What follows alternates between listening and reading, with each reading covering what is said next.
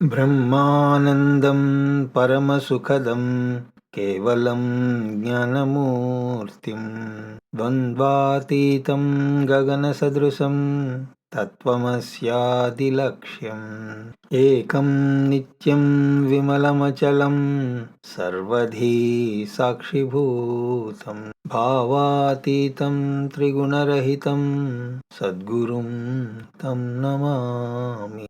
ఓం నమ ప్రణవార్థాయ శుద్ధజ్ఞానైకమూర్తయే నిర్మలాయ ప్రశాంతాయ దక్షిణామూర్తయే నమః.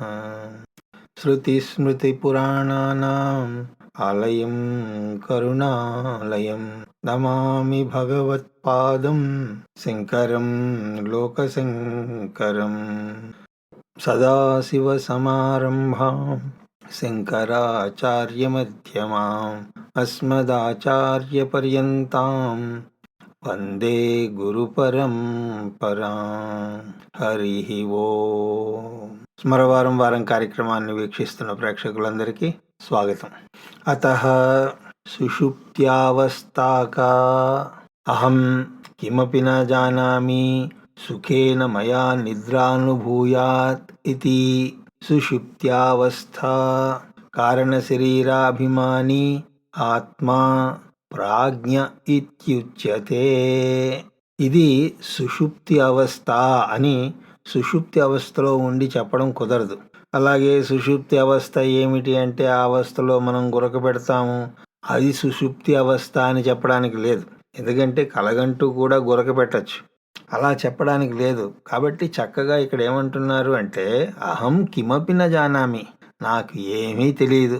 ఒకటే మాట అండి. ఆ అవస్థ ఏమిటి అంటే అహం కిమపి న జానామి, నాకేమీ తెలియదు.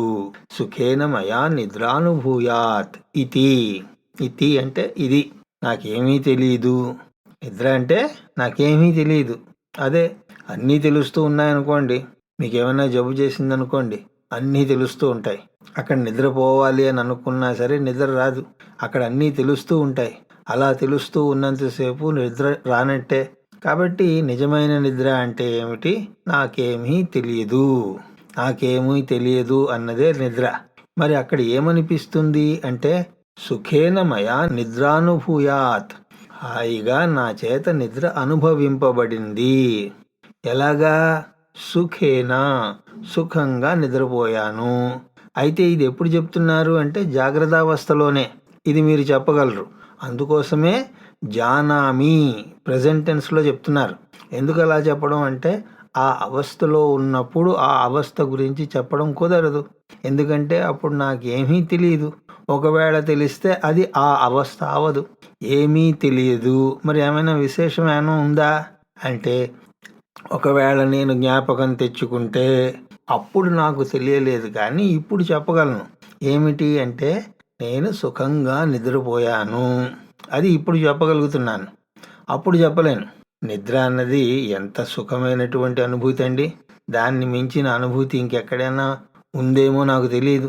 ఎందుకంటే దానికి 2 కారణాలు. అక్కడ వికల్పాలు లేవు. నేను తెలుసుకునేవాడిని, ఇది తెలియబడేది, ఈ విభాగం అక్కడ లేదు. తెలుసుకోబడేది, తెలుసుకునేవాడు అనే వికల్పం లేదు. అయినా సరే మనం మొదట్లో చూసినటువంటి తర్కమే. ఏదైతే నాకు తెలియబడుతోందో అది నాకంటే అన్యంగా ఉంటుంది. అలాగా ఇక్కడ అన్యంగా ఏమీ లేదు. ఆ విధంగా నాకు ఏమీ తెలియడం లేదు. ఎక్కడెక్కడ వికల్పాలు ఉంటాయో అక్కడ ద్వైతం ఉంటుంది. ఇక్కడ ద్వైతము లేదు. నేను ఫలానా వ్యక్తిని అన్న ఉనికి ఏదైతే ఉందో అది ఉన్నదా? వ్యక్తి అనేవాడు ఉన్నాడు, కానీ ఆ వ్యక్తిత్వం లేదు. ఆ వ్యక్తిత్వం అన్నది పూర్ణ వికాసంగా ఉండి జాగ్రత్తావస్థలోనే తెలుస్తుంది. అర్ధ వికాసంగా ఉండి స్వప్నావస్థలో కొంచెం తెలుస్తుంది. సుషుప్తిలో అసలు ఏమీ ఉండదు. ఆ విధంగా మనస్సు యొక్క వికాసంతోటే వ్యక్తిత్వం. మనసు యొక్క వికాసం లేకపోతే వ్యక్తిత్వ వికాసం ఎక్కడుంటుంది? మనసు గలవాడే మనిషోయ్. మరి మనసు లేకపోతే నువ్వేమిటి? బ్రహ్మానివే. అంటే మనస్సు ఉంటే మనిషి, లేకపోతే నేను ఏదో అది. కాబట్టి ఇక్కడ ద్వైతం కూడా లేదు. జాగ్రత్తావస్థలో ద్వైతం కనిపిస్తుంది. అయితే గాఢ సుషుప్తిలో అజ్ఞానం పోయింది అందుకోసమే సుఖం అని అనుకోవడానికి లేదు. ఇంకా కొంతమంది అంటూ ఉంటారు, సుషుప్తిలో ఆత్మ ప్రకటింపబడుతుంది అని అంటారు. ఆ నిశ్శబ్దంలో ఆత్మ ప్రకటింపబడుతుంది. ఆత్మ అలా ప్రకటింపబడితే నువ్వు లేచేసరికి ఆత్మజ్ఞానివై ఉండాలి. అందుకోసమే మనం కారణ ఉపాధి చదువుతూ ఈ అవిద్య గురించి ఏమన్నారు?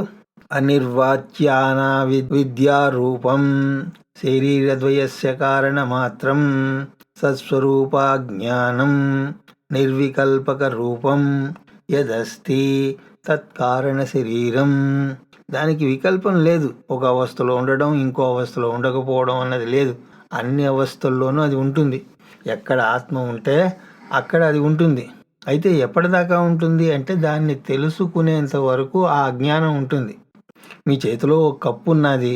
ఆ కప్పులో ఏమున్నది అంటే ఆ కప్పులో ఉన్నదాని పట్ల మీకు అజ్ఞానం ఉంది. కానీ ఆ కప్పులో ఏమున్నదో తెలిస్తే ఆ అజ్ఞానం పోతుంది. అంతేగాని ఆ కప్పు చుట్టూ మీరు ఎంత తిరిగినా, దానికి పూజలు చేసినా, ఇంకేం చేసినా సరే ఆ అజ్ఞానం పోదు. ఆ వస్తువు యొక్క జ్ఞానం వస్తేనే కానీ దాని యొక్క అజ్ఞానం పోదు. అయితే ఈ వస్తువులు వస్తూ ఉంటాయి, పోతూ ఉంటాయి, కానీ ఆత్మ మాత్రం ఎప్పుడూ ఉంటుంది. అది ఎప్పుడూ ఉంటుంది కాబట్టి దాన్ని తెలుసుకునేంత వరకు ఆ అజ్ఞానం కూడా ఉంటుంది. అందువల్ల అది అన్ని అవస్థల్లోనూ ఉంటుంది అని అన్నప్పుడు సుషుప్తిలో కూడా అది ఉంటుంది. సుషుప్తిలో కూడా అజ్ఞానం ఉన్నప్పుడు మరి అక్కడ దుఃఖం ఉండాలి కదా. ఎవరు మాట్లాడినా సరే అజ్ఞానం అన్నప్పుడు దుఃఖం అని అంటున్నారు. మరి ఇక్కడేమిటి ఇలా ఉన్నది? ఇది అర్థం కాకుండా ఉన్నది. అజ్ఞానం ఉంది అని అంటున్నారు. మళ్ళీ సుఖేన మయా నిద్రానుభూయాత్ అన్నప్పుడు ఆ అజ్ఞానం ఉన్నది. రాత్రంతా దుఃఖంగా ఉంది అని అనడం లేదు. ఎవడో అనక్కర్లేదండి, మీరే అంటున్నారు కదా, అబ్బా రాత్రి వర్షం పడిందండి, రగ్గు కప్పుకుని పడుకుంటే హాయిగా నిద్రపట్టింది, అసలు నాకేమీ తెలియలేదు అని మీరే కదా అంటున్నారు.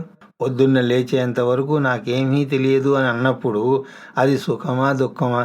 అయితే మీరు అది సుఖం కాదేమో సార్ అని అనొచ్చు. ఆ హక్కు మీకున్నది. మీరు ఎలాగైనా అనొచ్చు. అయితే సత్యం ఎప్పుడూ భయపడదు. సిద్ధాంతం భయపడొచ్చేమో కానీ సత్యం భయపడదు. మీరు గమనించినట్లయితే ఎవరైనా సరే పొద్దున్నే లేవాలి అని అనుకున్నప్పుడు అలారం కూడా పెట్టుకుని లేచినా సరే ఆ అలారం మోగిన తర్వాత ఇంకొక 5 నిమిషాలు తర్వాత లేద్దాం, 10 నిమిషాలు పడుకుందాం అని అనుకుంటారు కదా, అవునా కాదా? ఎవరైనా సరే ఇంకొక 10 నిమిషాలు పడుకుందామనే చూస్తాడు. ఎందుకు అలా జరుగుతోంది? ఒకవేళ అది దుఃఖం అయితే ఇంకొక 10 నిమిషాలు దుఃఖపడాలి అని ఎవరు అనుకోరు కదా. అంటే అదేమిటో చెప్పలేం, కానీ ఏదో సుఖం ఉన్నది, అది నాకు నచ్చుతోంది, నచ్చిన దగ్గరికే కదా నేను పోతాను. ఎవరైనా సరే నిద్ర నుంచి లేచినప్పుడు ఏం తొందర లేదురా, ఇంకో అరగంట పడుకోవచ్చు అని అన్నారనుకోండి, వాడు పడుకునే ఉంటాడు. ప్రతివాడు తప్పనిసరి లేస్తున్నాడే తప్ప లేచేవాడికి ప్రతివాడికి ఆ విధంగానే అనిపిస్తుంది. అయితే లేచిన తర్వాత వాడి కార్యక్రమాల్లో వాడు పడిపోతాడు తప్ప, కానీ లేచేటప్పుడు మాత్రం అలాగే అనిపిస్తుంది. నిద్ర లేస్తూనే నాకు అనిపించేటువంటి భావన అది. అంటే అక్కడ సుఖాన్ని ఆనందాన్ని కలిగించేది ఉన్నది. అలా ఏదో ఒకటి ఉండాలి. అలా లేకపోతే నేను ఎందుకు అలా అనుకుంటాను? ఏదో దుఃఖకరమైనది ఉంటే అటు నేను ఎందుకు వెళతాను? ఎందుకంటే పొద్దున్నుంచి సాయంత్రం దాకా ఆఫీసుకు వెళ్ళినా, సినిమాకి వెళ్ళినా, క్రికెట్ చూసినా నేను దుఃఖం నుంచి దూరంగా వెళ్ళడం కోసమే ఇవన్నీ చేస్తున్నాను కదా. లేచింది లగాయతూ నిద్రపోయేంత వరకు నేను చేసేటువంటి ప్రతి పని కూడా వాటన్నింటినీ ఒక దగ్గర పడేస్తే అదేమిటి? ఇష్టప్రాపణం అనిష్ట నివారణం కోసమే కదా ఇవన్నీ నేను చేస్తున్నది. నాకు ఇష్టమైనది దగ్గరికి రావాలి, అయిష్టమైనది దూరంగా జరగాలి. అయితే నాకు ఇష్టమైనది ఇంకొకడికి అనిష్టం అవ్వచ్చు, అది వేరే విషయం. కానీ నాకు మాత్రం ఇష్టమైనది దగ్గరికి రావాలి అని అనుకుంటున్నాను. మరి నిద్ర విషయంలో ఇంకొక అరగంట పడుకోవాలి, పడుకుంటే బాగుండు అని ఎందుకు అనిపిస్తోంది అంటే ఖచ్చితంగా అది ఏదో సుఖానుభవం ఇచ్చేదే అయి ఉండాలి. అంతేకాదు నిద్రపోవడానికి మనం ఎన్ని సదుపాయాలు చేసుకుంటామండి. పరుపు మెత్తగా ఉందా లేదా చూసుకుంటాం, తలగడ సరిగా ఉందా లేదా చూసుకుంటాం. ఒకవేళ మధ్యలో దాహం వేస్తే మళ్ళీ వంటింటి దాకా వెళ్ళి నీళ్లు తాగి వస్తే నిద్ర తేలిపోతుంది. కాబట్టి ఆ వాటర్ బాటిల్ పక్కనే పెట్టుకుంటాం. ఇన్ని చేస్తున్నాము అంటే అక్కడ ఏదో సుఖం ఉంది అనే కదా. ఆ ఆనందం ఏమిటి అన్నప్పుడు మనం విచారణ చేయాలి. ఇంకో 5 నిమిషాలు పడుకుంటే బాగున్ను అని ఎందుకు అంటున్నావు? ఇది నా విషయంలోనే కాదు, అందరి విషయంలోనూ ఉన్నది. ఎవరైనా సరే, అబ్బా ఎంతసేపు పడుకున్నాం, ఇలా పడుకుని పడుకుని విసుగొస్తోంది, అలసిపోయాను అని ఎవరైనా అంటారా?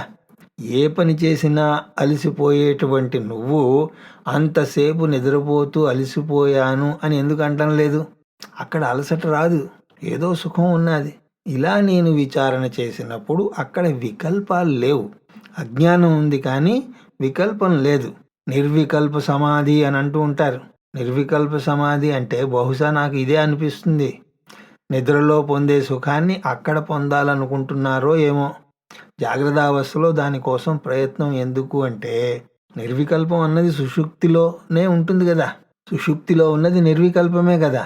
మరి ఇక్కడ అజ్ఞానం పోయిందా అంటే పోలేదు. మరి అక్కడెందుకు పోతుంది? కాబట్టి అక్కడ కూడా వికల్పమా నిర్వికల్పమా అన్నది కాదు, ఆత్మ అంటే ఏమిటో అర్థమైందా లేదా దాని మీదే ఆధారపడి ఉంటుంది.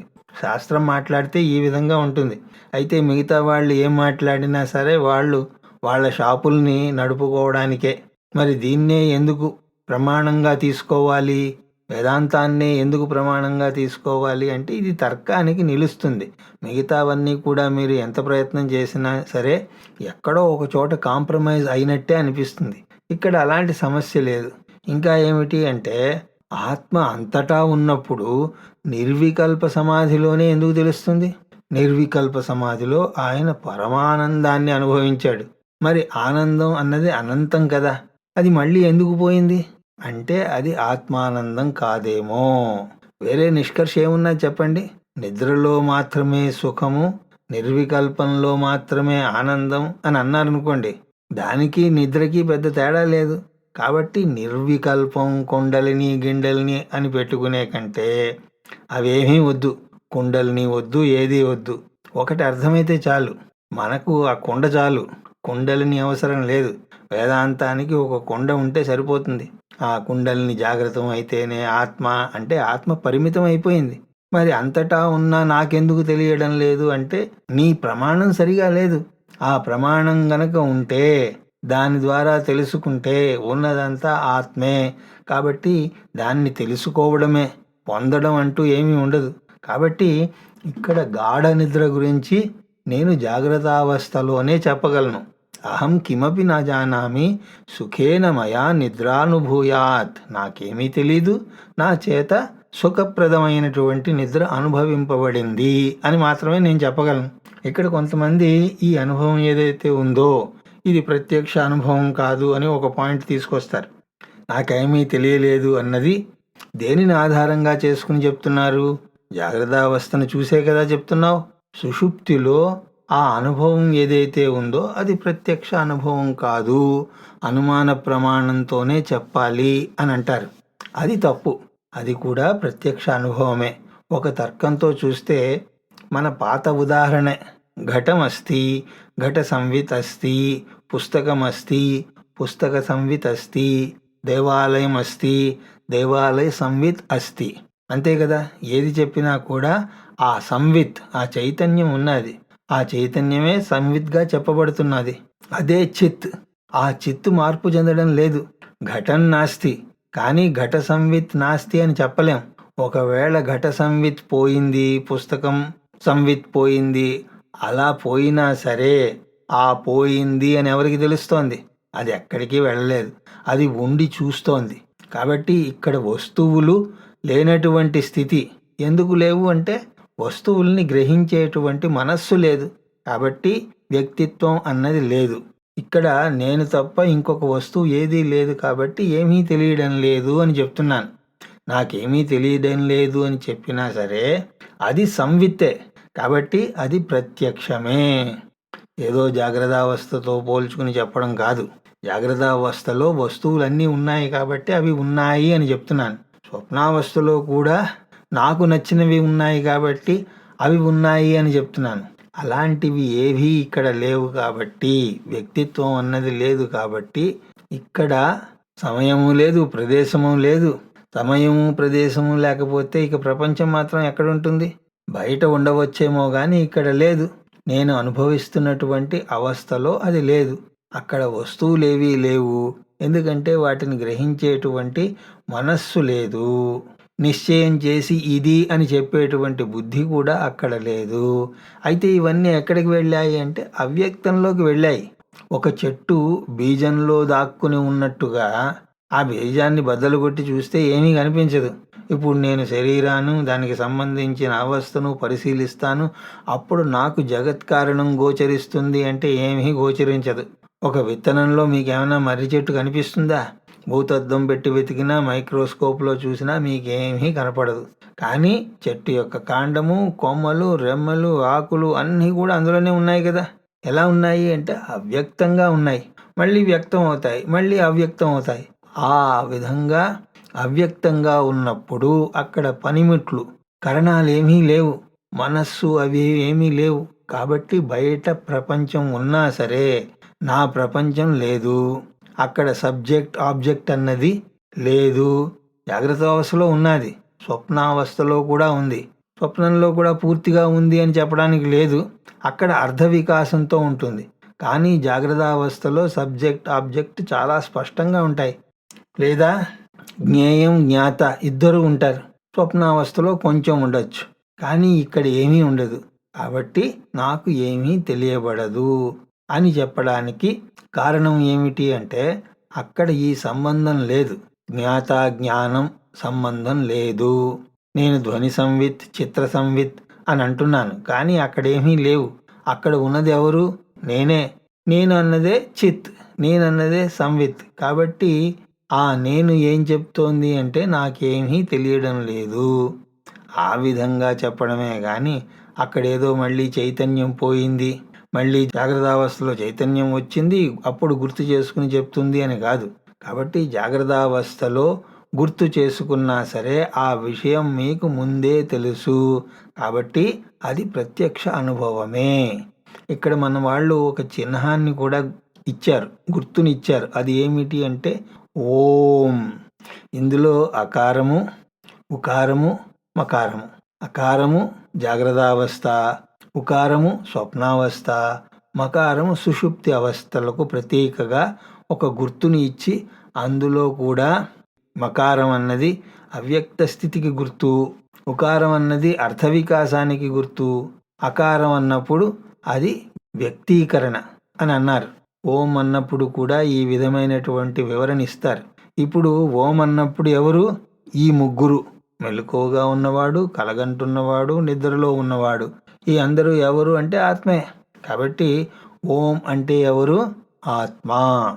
ఇంతవరకు చెప్పిన తర్వాత ఇంకా ఏమంటున్నారు అంటే కారణ శరీరాభిమాని ఆత్మ ప్రాజ్ఞ ఇత్యుచ్యతే. ఈ స్థితిలో మళ్ళీ దాన్ని పిలవడానికి కారణ శరీర అభిమాని ఆత్మ, దాన్ని ఏమంటున్నారు అంటే ప్రాజ్ఞ అని అంటున్నారు. ఇక్కడ గనక మీరు చూసినట్లయితే ఇక్కడ ఉన్నది అవిద్య. అయితే అది దేనిని ఆశ్రయించుకుని ఉన్నది? ఆత్మని ఆశ్రయించుకుని ఉన్నది. ఆత్మ లేకపోతే అవిద్య ఉంటుందా? కానీ ఇక్కడ అభిమాని అని చెప్పినప్పుడు అది మన కోణంలోంచి మనకి అర్థం అవ్వడం కోసం చెప్పడం. అక్కడ అభిమానం అన్నది ఏమీ లేదు. అక్కడ అతని పేరు ఏమిటి అంటే ఈ అవస్థలో ఆ ఆత్మని ఈ కోణంలోంచి చూసినప్పుడు అతన్ని ప్రాజ్ఞ అని అన్నారు. ప్రాజ్ఞ అన్నప్పుడు రెండు అర్థాలు ఉన్నాయి. ప్రాయేణ అజ్ఞ, ప్రకర్షేణ జానాతి ఇతి. ప్రాజ్ఞ అన్నప్పుడు రెండు అర్థాలు కూడా మనం చూద్దాం. ఒకటి ప్రాయేణ అజ్ఞ, అతను మీకు తెలుసా తెలియదు, ఇతను మీకు తెలుసా తెలియదు, కేవలం అజ్ఞానం. ఈ వస్తువు తెలుసా తెలియదు.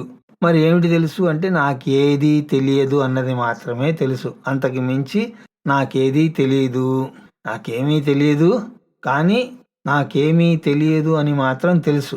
అలా చెప్పినా కూడా అది ఇంచుమించు అజ్ఞానమే. అదేంటండి అంటే దాదాపుగా అజ్ఞాని అని అంటారు. అలా అన్నప్పుడు ఇక్కడ ప్రాజ్ఞ అన్నవాడు దాదాపుగా చాలా ఆత్మకు దగ్గరగా ఉన్నట్టే. ఏంటి? ఇక్కడ కర్తృత్వం లేదు, భోక్తృత్వం లేదు, కేవలం అజ్ఞానం మాత్రమే ఉన్నాయి. అజ్ఞానం ఆత్మ రెండే ఉన్నాయి. అవిద్య ఆత్మ రెండు ఉన్నాయి. ఎందుకంటే ఆత్మాశ్రిత అవిద్య. ఆ అవిద్య దేన్ని ఆశ్రయించుకుని ఉన్నది అంటే ఆత్మని ఆశ్రయించుకుని ఉన్నది. కాబట్టి ఇక్కడ చాలా దగ్గరగా ఉన్నాయి. ఈ వ్యవహారం అంతా ఎలా ఉంటుంది అంటే తెలుసు తెలియదు అన్నట్టు ఉంటుంది. తెలుసు తెలియదు అంటే దాదాపు అజ్ఞానమే కదా. దాదాపుగా తెలుసు అంటే దాదాపుగా తెలియదు అన్నట్టే. రామయ్య గారు లేనట్టు ఉన్నారండి అంటే ఉన్నట్టు లేరు అనే కదా అర్థం. ఇంతకీ ఉన్నారా లేదా ఖచ్చితంగా చెప్పలేం. మీరు ఎవరినైనా అడిగారనుకోండి, చార్మినార్ ఎక్కడ ఉన్నది, నాకు దాదాపుగా తెలుసు అని అన్నాడు అనుకోండి, అవన్నీ వద్దు, తెలుసా తెలియదా. అప్పుడు అతన్ని ఏమంటాం? అతనేమో దాదాపుగా తెలుసు అన్నా కూడా మనమేమో అతనికి తెలియదు అని అంటాం. ఆ విధంగా ప్రాయేణ అజ్ఞ. రెండవ అర్థం ఏమిటి అంటే ఇది కూడా బాగుంటుంది. ప్రకర్షేణ జానామి ఇది ప్రాజ్ఞ. జానాతి అంటే తెలుసుకోవడం, ప్రకర్షేణ అంటే విశేషంగా తెలుసుకోవడం. ఇక్కడ మంచి సమాధానం వస్తుంది. ఎప్పుడైతే మీరు నిద్ర లేచారు అన్నప్పుడు మీరు అజ్ఞాని. నిద్రలో మీరు అజ్ఞాని కాదు, మీరు జాగ్రత్త అవస్థలో అజ్ఞాని. తెలుసా అండి? నిద్ర లేస్తూనే మీరు అజ్ఞాని. అందుకోసం అప్పుడు మీరు అజ్ఞ. మీరు బాగా నిద్రపోతున్నప్పుడు మీరు ప్రాజ్ఞ. ఏమిటి అంటే ఇది నాకు తెలియదు అని చెప్తున్నారు. కానీ నాకు అసలు ఏమీ తెలియదు అని అన్నప్పుడు అజ్ఞాని అని ఎలా చెప్పగలం? దేని మీద అజ్ఞానం ఉంది అని చెప్తాం? అక్కడ వస్తువే లేదు. దీన్ని చెప్పడానికే శాస్త్రంలో చాలా చక్కటి ఉదాహరణ ఇవ్వడం జరుగుతుంది. ఒక గుడ్డివాడు ఉన్నాడు. ఆ గుడ్డివాడు జాగ్రత్త అవస్థలో గుడ్డివాడు. నిద్రపోతున్నప్పుడు గుడ్డివాడా? గుడ్డివాడు పడుకున్న తర్వాత గుడ్డివాడు కాదే. అందుకోసమే గాఢ నిద్ర ఎటువంటిది అంటే అందో ఆనందో భవతి. అక్కడ గుడ్డివాడు కూడా ఆనందపడతాడు. నిత్య జీవితంలో చాలా ఇబ్బందులు పడతాడు. కానీ నిద్రపోయేటప్పుడు మీ నిద్రకి గుడ్డివాడి నిద్రకి ఏమైనా తేడా ఉన్నదో చెప్పండి. ఆ విధంగా చూసినప్పుడు ప్రాజ్ఞ అన్నప్పుడు ఇక్కడ తెలిసినవాడు అని అనుకోలేం. అజ్ఞానం అసలు లేదు అనుకోనక్కర్లేదు. అజ్ఞాని అన్న విషయం కూడా తెలియనివాడు. ఎందుకంటే అక్కడ వస్తువులేమీ లేవు. అజ్ఞాని అని ఎలా చెప్తాం? ఇప్పుడు నేను గుడ్డివాడిని అని ఏ విధంగా చెప్తున్నారు? నాకు ఈ వస్తువులు కనబడడం లేదు, తెలియడం లేదు, కాబట్టి నేను గుడ్డివాడిని. ఇక్కడ ఒక దృశ్యం ఉన్నది, అది చూడలేకపోతున్నాడు కాబట్టి గుడ్డివాడు. దృశ్యమే లేదు, అప్పుడేమవుతుంది? అందరూ గుడ్డివాళ్లే. అక్కడ ఏదీ లేదు కాబట్టి అది ప్రాజ్ఞ స్థితి. అందుకోసమే నిద్రలో రాజు లేడు, బంటు లేడు, సైంటిస్టు లేడు, సంగీతకారుడు లేడు. సంగీతకారుడు నిజంగా ఉంటే వాడు గురక పెడుతూ ఉంటే వెళ్ళి వినండి. అక్కడ రాగం, తాళం, శృతి, లయ ఏమీ ఉండవు. ఎంత సంగీత విద్వాంసుడైనా సరే గుర్ర గర్ర అని గురక పెడతాడే తప్ప ఆ గురక ఏమీ శృతిలో ఉండదు. ఎందుకంటే అక్కడ సంగీతకారుడు ఎవడు లేడు. ఆ విధంగా నువ్వు జాగ్రత్త అవస్థలో అల్పజ్ఞుడివి లేదా అజ్ఞానివి. కొంచెమే తెలుసు, తెలిస్తే తెలుసు, లేకపోతే తెలియదు. కానీ ఇక్కడ వస్తువుకి సంబంధించిన అజ్ఞానం అన్నది ఏదీ లేదు. ఎందుకు? వస్తువులే లేవు కాబట్టి. అయితే ఆ మూల అజ్ఞానం మాత్రం ఉన్నది.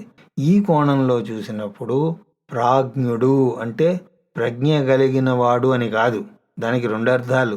ప్రాయేణ అజ్ఞ, దాదాపుగా అజ్ఞాని. రెండవది నేను అల్పజ్ఞుడను, అజ్ఞానిని అన్న భావం అక్కడ లేదు. ఎందుకంటే అక్కడ వస్తు ప్రపంచం లేదు, మనస్సు లేదు, అవన్నీ కూడా అవ్యక్తంలో ఉన్నాయి కాబట్టి లేవు. అక్కడ వాడిని ఏమన్నారు అంటే ప్రాజ్ఞుడు అని తెలియజేశారు. ఇక్కడి నుంచి మనం ముందుకు వెళ్ళాలి. ఇప్పటిదాకా అయితే అర్థమైంది కదా. ఏ అవస్థలోనూ ఆత్మ నిద్రపోవడం లేదు, కదలడం లేదు, ఇటు అటు పోవడం లేదు.